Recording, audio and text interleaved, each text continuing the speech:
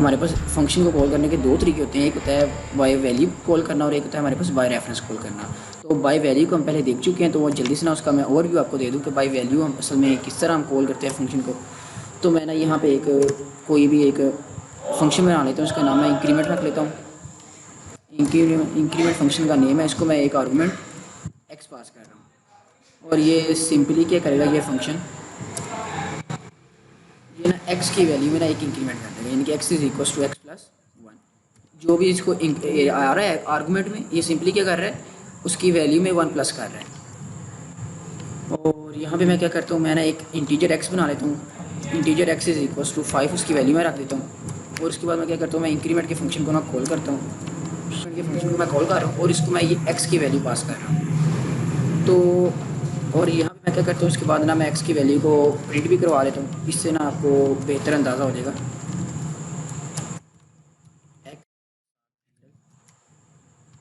तो अब आपको पता है कि मैंने क्या किया, मैंने मेन में एक एक्स वेरिएबल बनाया जिसकी वैल्यू क्या है 5 है। और मैं क्या कर रहा हूँ, मैं इंक्रीमेंट का एक मेरे पास फंक्शन है ये वाला, और उसको मैं वो एक्स की वैल्यू पास कर रहा हूँ, यानी कि ये वही एक्स मैं इस फंक्शन को मैं पास कर रहा हूँ। इसका मतलब ये है कि यहाँ पे एक्स की वैल्यू 5 है, यानी कि यहाँ पे इस इंक्रीमेंट के फंक्शन को क्या पास हो रहा है 5, और वो 5 आके यहाँ पे जो सा इंट एक्स मैंने इंक्रीमेंट के फंक्शन के अंदर बनाया है, जो कि एक्स इंक्रीमेंट का लोकल वेरिएबल है, यानी कि इंक्रीमेंट मेरे पास फंक्शन है, इसका लोकल वेरिएबल है एक्स, उसकी वैल्यू भी क्या है 5 है, यानी कि यहाँ से जो मैं एक्स पास कर रहा हूँ इसकी वैल्यू यहाँ पे पास हो रही है, यानी कि इसकी वैल्यू कॉपी होकर वहाँ पे जा रही है। यहाँ पे जो वेरिएबल मेरे पास एक्स बन रहा है इंक्रीमेंट के फंक्शन के अंदर, लोकल वेरिएबल बन रहा है ना एक्स, उसकी वैल्यू भी अब क्या है 5 है। और जैसे ही मैं x is equal to x plus one कर रहा हूँ, तो जो मेरे पास यहाँ पे इंक्रीमेंट के फंक्शन के अंदर एक एक्स वेरिएबल है लोकल वेरिएबल जिसकी वैल्यू 5 है, अब उसकी वैल्यू क्या हो गई है 6 हो गई है, ठीक है। और मैं यहाँ पे एक्स की वैल्यू प्रिंट कर लेता हूँ, सी आउट एक्स इन इंक्रीमेंट फंक्शन, तो ये भी साथ ही प्रिंट हो जाएगा।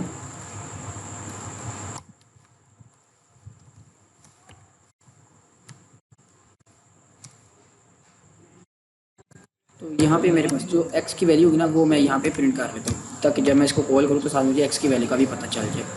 तो मैंने क्या किया, मैंने इसकी वैल्यू को यहाँ पे पास कर दिया है, जो सा अब यहाँ पे x है इसकी वैल्यू भी क्या है 5 है हमारे पास। और बाद में मैं क्या कर रहा हूँ 5 प्लस 1 कर रहा हूँ, अब 6 हो जाएगा। तो जैसे ही मैं यहाँ पे x की वैल्यू को प्रिंट करूँगा, तो आपको पता है इस इंक्रीमेंट के फंक्शन के अंदर एक ही हमारे पास x है लोकल वेरिएबल, उसकी वैल्यू क्या है इस वक्त 6 है। तो यहाँ पे मेरे पास क्या प्रिंट हो जाएगा 6 प्रिंट हो जाएगा। और जैसे ही मेरी कॉल वापस आएगी ये फंक्शन की जो सी एग्जीक्यूशन है वो कंप्लीट हो जाएगी, और मेरा जो सी कॉल है वो वापस मेन के फंक्शन में आ जाएगी इस लाइन पे। और इस लाइन को एग्जीक्यूट कर चुका होगा ना जब मेरा कंपाइलर, तो वो नीचे वाली लाइन को एग्जीक्यूट करेगा। तो नीचे वाली लाइन में जब वो आएगा वो यहाँ पे दोबारा एक एक्स की वैल्यू को प्रिंट कर रहा है। तो जो सा ये एक्स प्रिंट हो रहा है ये मेन के फंक्शन का लोकल वेरिएबल है। तो आपको पता है जो सा मेन के फंक्शन में लोकल वेरिएबल एक्स है उसकी वैल्यू तो 5 की 5 ही है, मैंने उसको बिल्कुल भी चेंज नहीं किया। जो यहाँ पे चेंज हो रहा है वो इंक्रीमेंट के फंक्शन का जो सा लोकल वेरिएबल है ना एक्स, उसकी वैल्यू चेंज हो रही है, ना कि मेन के फंक्शन के लोकल वेरिएबल की। तो मैं इसको रन करके दिखाता हूँ आपको। तो आप देख सकते हैं कि सबसे पहले मैंने जब इंक्रीमेंट के फंक्शन को कॉल किया है ना, तो यहाँ पे कॉल गई है, यहाँ पे एक्स की वैल्यू क्या गई थी 5, और 5 के बाद एक प्लस हो गया उसमें, और उसके बाद क्या प्रिंट होगी एक्स की वैल्यू, ये आप देख सकते हैं एक्स की वैल्यू इस वक्त 6 है। जैसे ही हमारी कॉल वापस आई है उसने यहाँ आके मेन में भी एक्स की वैल्यू को प्रिंट किया, लेकिन यहाँ पे एक्स की वैल्यू क्या है 5 की 5 ही है। इसका मतलब ये है कि जो सा ये वेरिएबल है ना एक्स, ये इंक्रीमेंट का लोकल वेरिएबल है, और जो सा ये वेरिएबल है ना मेरे पास ये वाला एक्स, ये मेन का लोकल वेरिएबल है, इनका दोनों का आपस में तल्लुक नहीं है। जो मैं यहाँ पे एक्स की वैल्यू चेंज कर रहा हूँ वो इंक्रीमेंट के फंक्शन का जो सा लोकल वेरिएबल है उसकी वैल्यू चेंज हो रही है, ना कि मेन के फंक्शन का जो सा लोकल वेरिएबल है। तो इसकी मैंने छोटी सी पिक्चर बनाई थी, मैं ज़रा आपको वो दिखाता हूँ, आपको इससे थोड़ा ज़्यादा क्लियर हो जाएगा। तो ये देखिए, ये मेरे पास ना दो मैंने ना फंक्शन बनाए हुए हैं, ये हमारे पास मेन का फंक्शन है और ये मेरे पास इंक्रीमेंट का फंक्शन है, ठीक है। तो यहाँ पे मैं क्या कर रहा हूँ, मैंने क्या किया, मैंने मेन के फंक्शन के अंदर ये एक एक्स वेरिएबल बनाया हुआ है जिसकी वैल्यू क्या है 5 है, और जब मैं इंक्रीमेंट के फंक्शन को मेन के अंदर कॉल करता हूँ ना, तो एक्स की वैल्यू मैं इसको पास कर रहा हूँ, ठीक है। एक्स की वैल्यू यहाँ पे पास कर रहा हूँ, यानी कि एक्स की वैल्यू यहाँ पे क्या है 5 है, तो इंक्रीमेंट के फंक्शन को दरअसल यहाँ पे 5 पास हो रहा है। तो जो यहाँ पे मैं 5 पास कर रहा हूँ वो यहाँ पे ये देखिए इंक्रीमेंट के फंक्शन के अंदर एक्स एक वेरिएबल आ रहा है आर्गूमेंट के तौर पे, इसकी वैल्यू यहाँ पे कॉपी हो जाती है, एक्स का वेरिएबल बना, इसकी वैल्यू यहाँ पे कॉपी हो गई।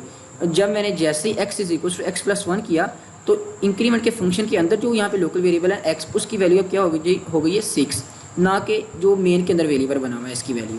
असल में जब हम एक फंक्शन को कॉल कर रहे हैं तो उसकी सिर्फ वैल्यू पास हो रही है उसकी, यानी कि एक कॉपी बन जाती है उसकी, वो कॉपी अगले फंक्शन को पास हो जाती है। अब उस कॉपी के साथ आप जो मर्ज़ी करें, आपका जो सा एक्चुअल वेरिएबल होगा उस पर कोई इफेक्ट नहीं पड़ेगा, तो इसको हम कहते हैं कॉल बाय वैल्यू। तो अब देखिए इसका ना थोड़ा सा नुकसान भी होता है, जिसकी वजह से ना हमने आगे देखना है कॉल बाय रेफरेंस। तो इससे क्या होता है कि हमने ना जब भी किसी वेरिएबल, फ़र्ज़ करें मैंने ना कोई बड़ा सा फंक्शन बना दिया, उसमें कोई 10 वेरिएबल यूज़ हो रहे हैं, तो आपको पता है जब मैं 10 के 10 वेरिएबल उसको बाय वैल्यू पास कर रहा हूँ तो क्या होता है कि उनकी कॉपी पहले बनती हैं। ये मैंने यहाँ पे एक्स पास किया ना इसको, तो पहले क्या होगा, पहले इंक्रीमेंट के फंक्शन के अंदर एक लोकल वेरिएबल एक्स बनेगा, फिर जो सा मेन में जो सा मैंने वैल्यू पास किया जो कि 5 है, फिर 5 जाके वहाँ पे कॉपी हो जाती है एक्स के अंदर। तो ये थोड़ा सा टाइम कंज्यूमिंग प्रोसेस होता है, यानी कि अगर ज़्यादा वेरिएबल है हमारे पास, ये तो एक इंटीजर है ना, इस पर तो कोई इतना ज़्यादा टाइम नहीं लगेगा एक इसकी कॉपी बनने में। लेकिन अगर मैं एक से ज़्यादा वेरिएबल पास कर रहा हूँ तो फिर क्या होता है, उतने ही वेरिएबल पहले जाके मेरे उस फंक्शन के अंदर बनेंगे, फिर उन सब की वैल्यूज जाके वहाँ पे कॉपी होंगी। तो इससे क्या होता है, ये थोड़ा सा टाइम कंज्यूमिंग प्रोसेस हो जाता है। तो अब देखते हैं कॉल बाय रेफरेंस में क्या होता है। तो कॉल बाय रेफरेंस में दरअसल ये होता है कि हम जो सा यहाँ पे एक जो सा वेरिएबल है, जब हम फंक्शन को कॉल पास करते हैं तो उसकी एक कॉपी बन जाती है, वो उसको पास हो जाती है। लेकिन कॉल बाय रेफरेंस में इस तरह होता है कि जो वेरिएबल हम पास करते हैं ना फंक्शन को, एक्चुअली वही वेरिएबल जाके दूसरे फंक्शन को पास हो जाता है, वही वेरिएबल दूसरे फंक्शन को पास हो जाता है। अगर अब दूसरा फंक्शन अगर उस वेरिएबल में कुछ चेंजिंग करता है तो एक्चुअल जो वेरिएबल हम पास कर रहे होते हैं उसी में चेंजिंग हो रही होती है। तो इसको हम देख लेते हैं ये कैसे होता है। जब हम बाय रेफरेंस पास कर रहे होंगे ना, तो जो हमारे पास आर्गूमेंट लिस्ट होगी, यहाँ पे मैंने जो एक्स को पास किया हुआ ना, इसको मैंने किया हुआ बाय वैल्यू। अगर मैंने इसको बाय रेफरेंस पास करना है तो थोड़ा सा सिंटैक्स डिफरेंट हो जाता है। उसमें हम क्या लिखते हैं, उसमें हम ना इंटीजर और साथ ना %% का साइन डाल देते हैं, यानी कि ये %% साइन और साथ एक्स जो भी हमने पास करना है इस तरह से। तो अब जो ये एक्स मैं इसको पास कर रहा हूँ ना इंक्रीमेंट के फंक्शन को, अब ये बाय रेफरेंस वहाँ पे पास हो रहा है।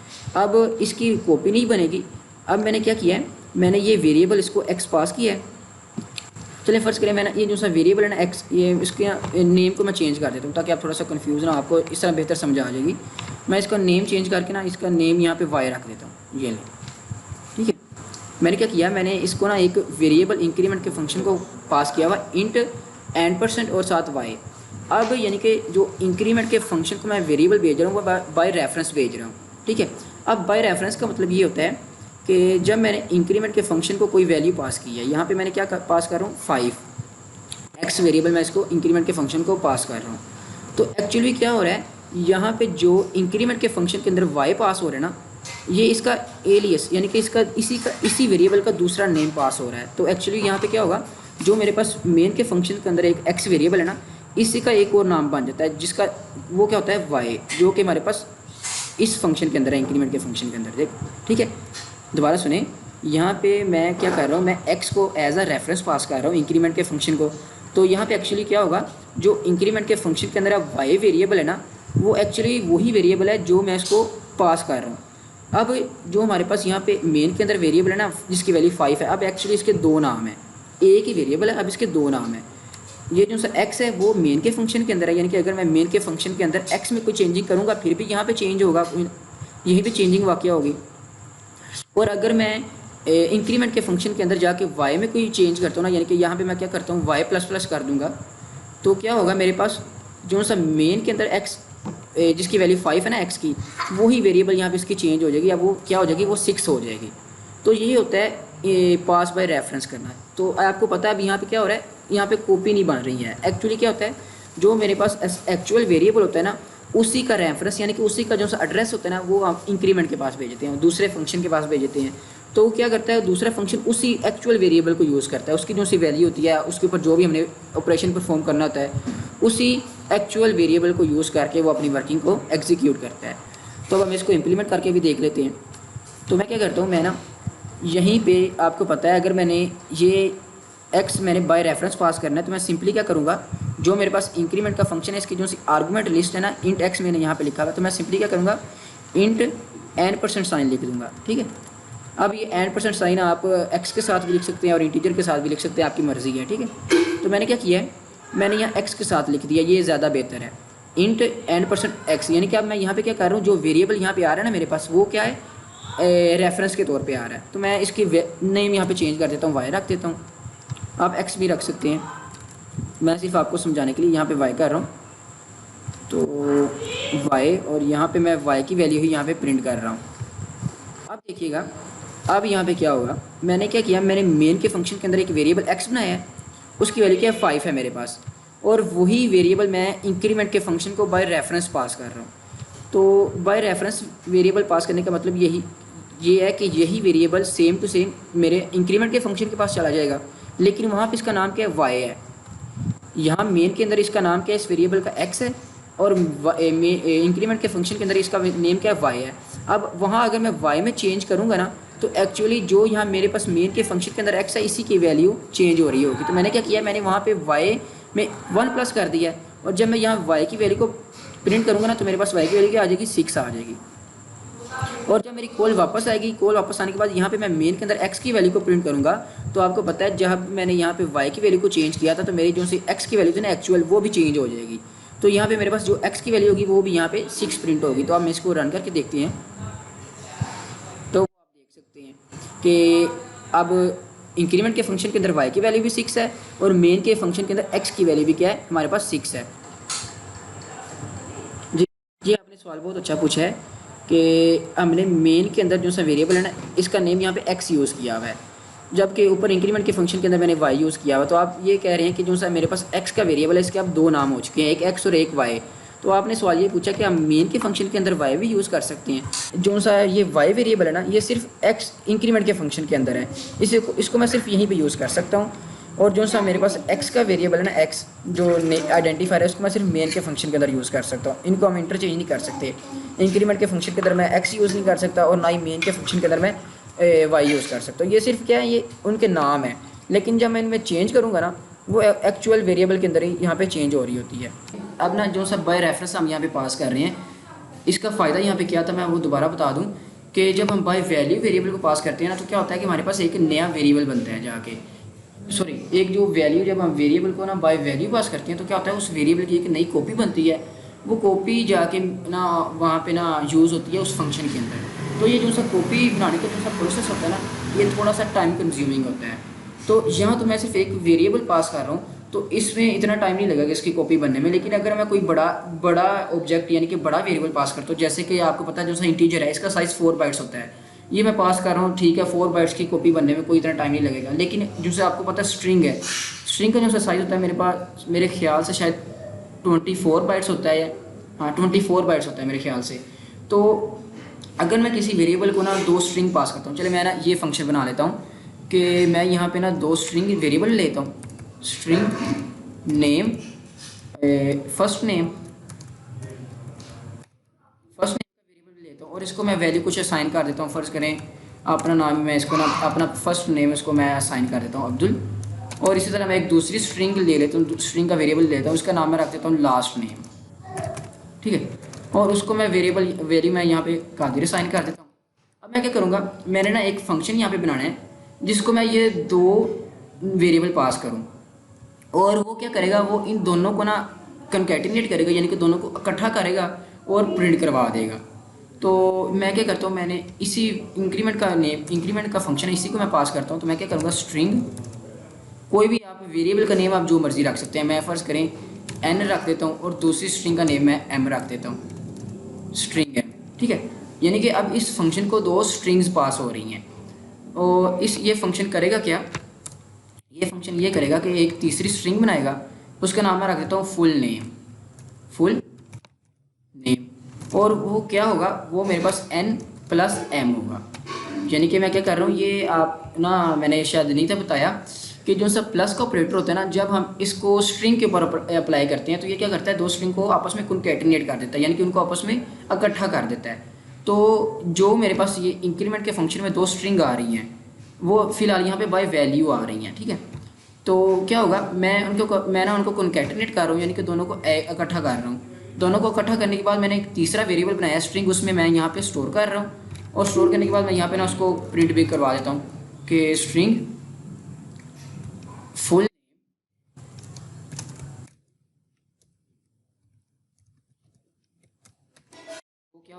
फुल नेम जो कि मैंने वेरिएबल बनाया हुआ है। तो यहाँ पे जो मेरा फुल नेम होगा वो यहाँ पे प्रिंट हो जाएगा। अब मैं क्या करता हूँ, मैं ना इंक्रीमेंट के फंक्शन को ये दोनों चीज़ें ना पास करता हूँ। और मैं किस तरह पास करूँगा आपको पता है, मैंने सिर्फ वेरिएबल्स का नेम यहाँ पे लिखना होता है, F name comma L name. और आपने ये इस बात का खास ख्याल रखना है कि आप जब वेरिएबल पास करते हैं ना, यानी कि जब हमारे पास एक से ज़्यादा वेरिएबल होते हैं, आपने इनकी पोजीशन का ज़रूर ख्याल रखना होता है कि यानी कि यहाँ पे मैं क्या कर रहा हूँ, n+m कर रहा हूँ, यानी कि जो मेरे पास स्ट्रिंग n है ना वो पहले होगी मेरे नेम के अंदर और स्ट्रिंग m बाद में होगी। यानी कि जो पहली स्ट्रिंग है वो मेरा फर्स्ट नेम होगा और जो दूसरी स्ट्रिंग है वो मेरा लास्ट नेम होगा। तो इस तरतीब से आपने यहाँ इसको पास करना है, यानी कि फर्स्ट नेम आपने पहले लिखना है और लास्ट नेम आपने बाद में लिखना है। अगर आप इनकी तरतीब को चेंज करेंगे ना तो यहाँ पे क्या होगा, यहाँ पे n में आ जाएगा लास्ट नेम और m में आ जाएगा फर्स्ट नेम। तो वो कंकैटिनेट भी इसी तरह हो जाएंगे कि मेरा लास्ट नेम पहले ही आ जाएगा और फर्स्ट नेम बाद में आएगा और दोनों कंकैटिनेट हो जाएंगे आपस में। तो अब मैं इसको यहाँ पे कॉल रन करके देखता हूँ। तो वो देखिए मेरे पास, मैंने यहाँ पे एक वेरिएबल था मेरे पास अब्दुल और दूसरा स्ट्रिंग थी मेरे पास कादिर की। तो मैंने इन दोनों को कंकैटिनेट किया। आप देख सकते हैं इन दोनों के दरमियान कुछ स्पेस नहीं है, तो इसलिए मेरा नाम वहाँ पे वो इस तरह प्रिंट हो चुका है। तो ये थे हमारे पास बाय वैल्यू में पास कर रहा हूँ, ठीक है। अब जो सा अगर तो ये तो छोटा सा फंक्शन है ना, लेकिन अगर इसी तरह हमारे पास कोई बड़ा सा फंक्शन होगा जिसमें हम बहुत सारा वैल्यूज़ पास कर रहे होंगे ना, इसी तरह बाय वैल्यू, तो उसका जो एग्जीक्यूशन टाइम होगा ना वो ना इसकी ना वो थोड़ा ज़्यादा होगा बनिस्बत तो उसके कि अगर हम वही वेरिएबल बाय रेफरेंस पास करते हैं। तो देखें यहाँ पे क्या हो रहा है, मैं ना इस फंक्शन को एफ फर्स्ट नेम और last name by value pass कर रहा हूँ।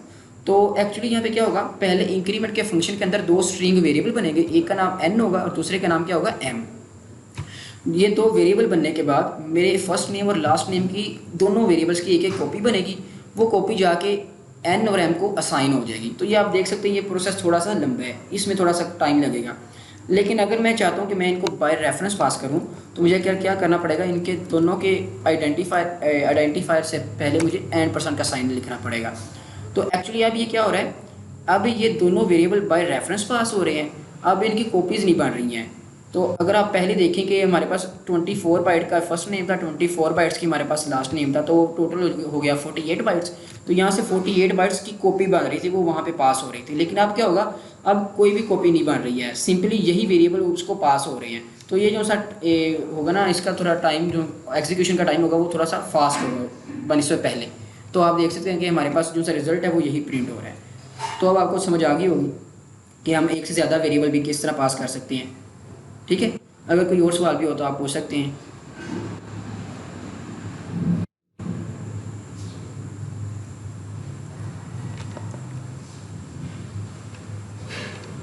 जी जी, लेक्चर रिकॉर्ड हो रहा है।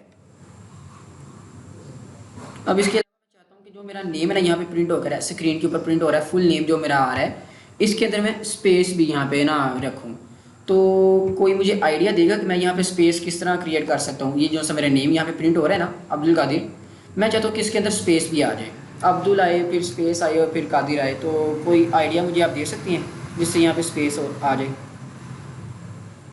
इन्होंने बिल्कुल सही बताया कि मैं क्या करूँ, मैं ये जो सा फर्स्ट नेम है ना इसके शुरू में यहाँ पे स्पेस दे सकता हूँ, यहाँ पे जो सा लास्ट नेम है सॉरी फर्स्ट नेम के लास्ट पे स्पेस दे दूँ या लास्ट नेम के स्टार्ट में स्पेस दे दूँ। तो आपको पता है ये स्पेस भी अब क्या है, मेरी स्ट्रिंग का पार्ट है। तो ये इनको जब मैं कॉन्कैटिनेट करूँगा तो ये बिल्कुल सही कॉन्कैटिनेट हो जाएगी, तो स्पेस आ जाएगी। इसके अलावा हमारे पास और भी कुछ तरीके हैं, वो मैं आपको बता दूँ कि अगर मैं इसी कॉन्कैटिनेट के ऑपरेटर को यूज़ करके यहाँ पे स्पेस लाना चाहता हूँ तो मैं क्या करूँगा, मैं यहाँ पे ना एक ना स्ट्रिंग यहाँ पे क्रिएट कर लेता हूँ। ये देखिए वो क्या है, मेरे पास सिर्फ एक स्पेस है। तो आप देख सकते हैं यहाँ पे मैं दो कॉन्कैटिनेट के ऑपरेटर यूज़ कर रहा हूँ, यानी कि यहाँ पे हमारे पास टोटल कितनी स्ट्रिंग है, 3 स्ट्रिंग्स हैं। उन तीनों को मैं आपस में कॉन्कैटिनेट कर रहा हूँ।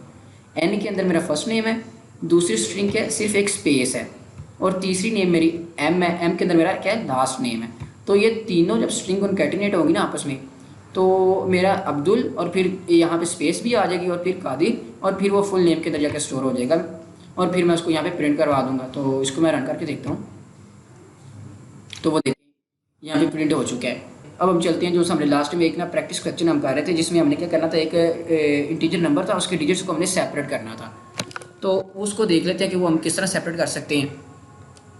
तो मैं क्या करता हूँ यहाँ पे ना वेरिएबल ना फंक्शन का नेम चेंज कर लेता हूँ। इसका नेम मैं रख लेता हूँ सेपरेट डिजिट। और इसको मैं क्या करूँगा, आपको पता है मैंने सिर्फ एक इंटीजर इसको पास करना है, और इंट एक्स मैं उसको नाम रख लेता हूँ। और इसके दरमियान में से ये सारा इरेज कर देता हूँ। मेन के अंदर भी मैं जाके सारा कुछ इरेज कर देता हूँ। मैंने मेन के अंदर एक इंटीजर वेरिएबल बनाऊंगा इंट नंबर, और सी आउट करके ना मैं पहले ना यूज़र से कहूँगा कि कोई मुझे ना एंटर नंबर करो, एंटर एनी,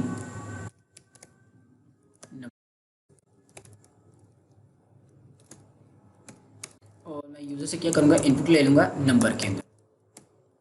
अब मैं क्या करूँगा, यही जो सा मेरे पास नंबर है वो मैं इस फंक्शन को मैं पास कर दूँगा। सेपरेट डिजिट के फंक्शन मैंने पास कर दिया, वो नंबर जो वेरिएबल मेरे पास यहाँ पे बन रहा है। अब इस सेपरेट डिजिट के फंक्शन ने क्या करना है, उस नंबर के अंदर यानी कि हमने ये किया था कि हमने 5 डिजिट्स वाला नंबर लेना है इनपुट। तो ये सेपरेट डिजिट का फंक्शन क्या करेगा, उस नंबर के अंदर जो 5 डिजिट्स होंगे ना उन सबको सेपरेट करके प्रिंट कर देगा। तो हम यहाँ पे कल मैंने आपको एल्गोरिथम थोड़ा सा समझा दिया था कि हमने किस तरह करना था। तो मैं ना उसको यहाँ पे इम्प्लीमेंट करता हूँ, बाद में आप देखेंगे अगर आपको समझ ना आई। तो मैंने सबसे पहले क्या करूँगा, मैंने फोर का लूप यूज़ करना है। उसके अंदर मैंने एक इंटीजर वेरिएबल बना लिया था। इसको मैंने वैल्यू कहाँ से स्टार्ट करनी थी, मेरे ख्याल से 10,000 से स्टार्ट करना था। 10,000 से जी डिवाइड करेंगे तो हमारे पास लास्ट 4 वाले डिजिट ख़त्म हो जाएंगे और हमारे पास पहला डिजिट आ जाएगा। बिल्कुल हमने इसको यहाँ से स्टार्ट करना है और इसकी वैल्यू को हमने ग्रेटर देन 0 लेके जाना है। और हर बार हमने आई की वैल्यू को चेंज किस तरह करना है, i is equal to i divided by 10। हर बार हमने एक 0 को लास्ट से ख़त्म कर देना है। बिल्कुल हमने इसी तरह करना था। और इसके बाद हमने यहाँ पे एक और वेरिएबल बनाया था y, और उसको हमने क्या वैल्यू असाइन कर दी थी, x डिवाइड आई और सी आउट। अब हमने क्या करना है, y का हमने ले लेना है मॉडल्स 10 के साथ, और हमने यहाँ पे कुछ स्पेसेस यानी कि जितनी भी हम स्पेसेस चाहते हैं कि हमारे डिजिट्स के अंदर आ जाए वो हमने यहाँ पे स्पेसेस प्रिंट कर देनी है। और ये क्या होगा, यहाँ पे मेरा वेरिएबल जो सा होगा ना वो प्रिंट हो जाएगा। अब एक दफ़ा इसको हम टेस्ट करके देख लेते हैं क्या वाकई ये सही चल रहा है। अगर ये सही चल रहा है तो फिर उसको देख लेते हैं, समझ लेते हैं एक दफ़ा। तो मैं इसको वेरिएबल पास कर देता हूँ 6, 7, 8, 9 और 5। तो ठीक है, जो सा मेरा फंक्शन है वो बिल्कुल सही वर्किंग कर रहा है। हमने क्या किया है, हमने उसके सारे डिजिट्स को सेपरेट करके उनके दरमियान स्पेस प्रिंट कर दी है। यानी कि आप कुछ भी कर सकते हैं। यहाँ तो मैंने स्पेस के साथ प्रिंट कर दिया, आप उसको न्यू लाइन में भी लेके जा सकते हैं। अगर आपने न्यू लाइन में लेके जाना है तो आप सिंपली क्या करेंगे, यहाँ पे एंडल लगा देंगे, यानी कि हर वेरिएबल के बाद यहाँ पे क्या आ जाएगी, एक न्यू लाइन प्रिंट हो जाएगी। तो मैं इसको दोबारा रन करता हूँ, इसको दोबारा से 3, 4, 5, 6, 7 पास करता हूँ और आपको ये देख सकते हैं कि वो एक नई लाइन में प्रिंट हो चुके हैं मेरे वेरिएबल्स। तो अब देखते हैं कि जिनसे मेरे एल्गोरिथम है वो किस तरह वर्क कर रहा है। तो सबसे पहले मैंने क्या किया, मैंने यहाँ पे एक फॉर लूप यूज़ किया है जिसमें मेरे वेरिएबल मैंने आई यूज़ किया है। आई को मैंने इनिशियलाइज किया हुआ 10,000 से। सबसे पहले तो हम ये देखते हैं कि मेरे पूरे लूप के दौरान जो मेरे आई है ना वो किस तरह चेंज हो रहा है। तो सबसे पहले आई मेरा स्टार्ट हो रहा है 10,000 से। जब पहली दफ़ा लूप चलेगा आई की वैल्यू क्या होगी, 10,000। जब दूसरी दफ़ा लूप चलेगा तो आई की वैल्यू क्या हो जाएगी, आई की वैल्यू 10 से डिवाइड हो जाएगी। यानी कि अगर 10,000 है तो उसको मैं 10 पे डिवाइड करूँगा, आपको पता है वो 1,000 हो जाएगी। दूसरी दफ़ा लूप जब चला तो आई की वैल्यू 1,000 होगी। जब तीसरी दफ़ा लूप चलेगा तो आई की वैल्यू 100 हो जाएगी। जब चौथी दफ़ा लूप चलेगा तो आई की वैल्यू क्या हो जाएगी, 10। और जब पाँचवीं दफ़ा लूप चलेगा तो आई की वैल्यू 1 हो जाएगी, 1। और जब छठी दफ़ा लूप चलेगा तो आई की वैल्यू क्या हो जाएगी, 1 को मैं जब 10 पे डिवाइड करूँगा तो आपको पता है आई की वैल्यू क्या हो जाएगी, 0। जैसे ही आई की वैल्यू 0 होगी तो मेरी यहाँ पे कंडीशन क्या है, आई ग्रेटर देन 0। तो ये कंडीशन मेरी फॉल्स हो जाएगी। जैसे ही मेरी ये कंडीशन फॉल्स होगी तो मेरा जो सा लूप है वो ख़त्म हो जाएगा। यानी कि टोटल मेरा 5 दफ़ा ये लूप चलेगा। तो अब देखते हैं इसके अंदर लूप के अंदर मैं क्या कर रहा हूँ। लूप के अंदर मैं ये कर रहा हूँ कि जो मेरे पास ऊपर एक्स वेरिएबल आ रहा है, फ़र्ज़ करें मैंने ना एक्स की वैल्यू उसको यहाँ पे पास की है 4, 5, 6, 7, 8, ये मैंने पास की है। तो इसको मैं क्या कर रहा हूँ, मैं आई की वैल्यू पे डिवाइड कर रहा हूँ। तो आपको पता है कि आई की वैल्यू क्या है, पहली दफ़ा जब लूप चलेगा 10,000 है। तो अगर मैं इसको 10,000 पे डिवाइड करूँगा तो आपको पता है कितने ज़ीरो है, 4 ज़ीरो। तो एंड वाले 4 डिजिट्स मेरे पास रिमूव हो जाएंगे। तो एंड वाले 4 डिजिट्स क्या हैं, 4, 5, 6 7, 8 हैं। तो इनको मैंने रिमूव किया, मेरे पास उनका है 4 रह गया। यानी कि वाई के अंदर क्या आ गया, 4। अब मैं क्या करूँगा, वाई की जब मॉडल्स लूँगा 10 के साथ, यानी कि रिमाइंडर, जब मैं 4 को डिवाइड कर रहा हूँ 10 पे, और जो आपको पता है जो रिमाइंडर आएगा वो मेरे पास 4 ही आएगा। तो सबसे पहले जो सब पहला डिजिट है वो यहाँ पे प्रिंट हो जाएगा 4। तो फिलहाल यहाँ पे मेरे पास क्वेश्चन में 3 था, तो यहाँ पे क्या हो गया 3 प्रिंट हो गया है। तो 3 प्रिंट होने के बाद वो नीचे लाइन में चला जाएगा और मेरा लूप दोबारा एग्जीक्यूट होगा, दोबारा शुरू से आएगा। अब आई की वैल्यू क्या हो जाएगी 10 पे डिवाइड होगी। आई की वैल्यू पहले क्या थी 10,000 से, अब वो 10 पे डिवाइड हुई है तो वो 1000 हो गई है। अब 1000 हो गई है। अब दोबारा क्या करते हैं हम, एक्स की वैल्यू को अब क्या करते हैं 1000 पे हमने डिवाइड करना है। आपको पता है 1000 में 3 जीरो होते हैं, तो जब मेरे पास 3 जीरो हैं तो मेरे पास क्या होगा, वैल्यू थी 4 5 6 7 8। तो 1000 पे अगर हम डिवाइड करेंगे तो मेरे पास लास्ट 3 डिजिट कैंसिल हो जाएंगे, कट जाएंगे। तो मेरे पास क्या वैल्यू आ जाएगी 45 आ जाएगी। अब मैं क्या करूँगा, 45 है ना, वाई के अंदर 45 स्टोर हो गया। अब उसकी मैं मॉडल्स ले रहा हूँ 10 के साथ।